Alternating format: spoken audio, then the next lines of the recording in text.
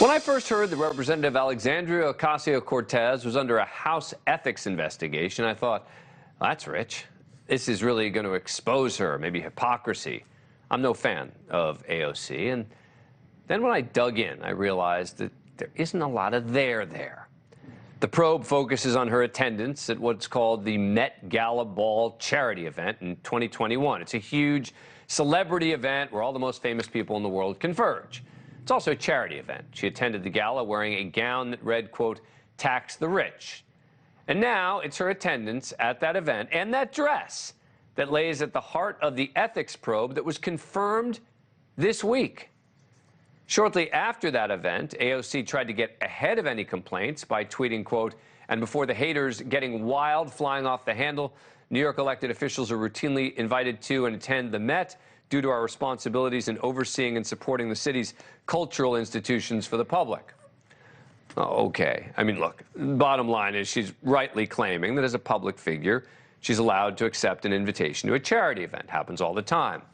But a conservative watchdog called American Accountability filed a complaint to the Congressional Ethics Office about her attendance, claiming that AOC violated a congressional gift rule by attending the Met Gala, where tickets cost anywhere from $35,000 to $50,000. That is about how much the tickets cost. And of course, that led Fox News to have a field day with the news. Remember the party I'm talking about where AOC wore a dress that looked like a bag of Chick-fil-A with "Tax the Rich" written on it?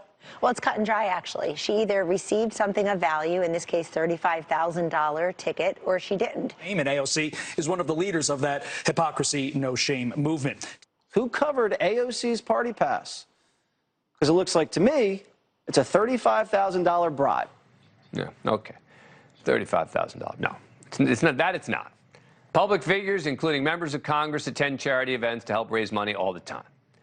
Now, the issue here is that the event, while charitable, was supposedly, quote, elite and inaccessible and run by Condé Nast, a for-profit media company. But that's the gotcha.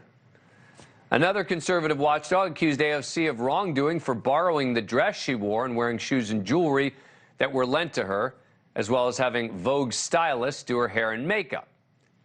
Let's be clear. She borrowed everything. She didn't get to take any of this home. But they say, for example, the "Tax the Rich" dress still constituted an impermissible gift because it was, quote, directly related to AOC's position with the House as a highly visible and controversial member.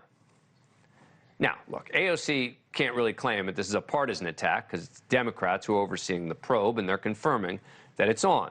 She can claim, however, that this petty investigation may be a serious waste of time. She said as much in a statement, and I'm betting that she's right, that this is nonsense. The acting committee chair released a statement saying that just because an investigation has been opened doesn't mean that any wrongdoing will be found. I'll admit, after all her self-righteous lecturing, I would love to see her busted for claiming to be a woman of the people and then violating congressional rules by attending a $35,000 per ticket event. I just don't see it happening. Joining me now is someone who has served in that esteemed body, the former Republican congressman from Illinois turned independent, Joe Walsh. Thanks for coming on the show. Appreciate it. All right, let me just get your overall take first.